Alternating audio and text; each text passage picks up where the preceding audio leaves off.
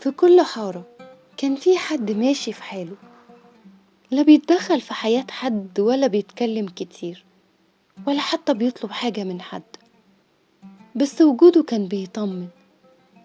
كان يعدي من تحت البيوت والعيال تسكت، يروح الجامع ويرجع من غير ما حد يحس بصوته، بس يحس بوجوده. لبسه نظيف بسيط، صلاته ما تأخرتش يوم، ولو حد سأله على حاجة كان يجاوب بكلمة وتكفي. لما اختفى الناس ما قدرتش توصفه، ما يعرفوش اسمه ولا حتى بيته، بس كانوا حافظين احترامه. في ناس كده مش بتسيب صور ولا سيرة، بس بيسيبوا أثر، زي ريحة طيبة في شارع قديم، زي ظل راجل عدى من هنا بس ما ننساهوش.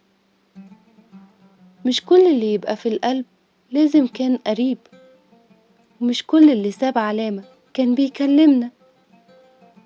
في ناس مجرد وجودهم كان طبطبة، وبيختفوا من غير صوت، بس بيفضلوا جوانا كأنهم لسه هنا.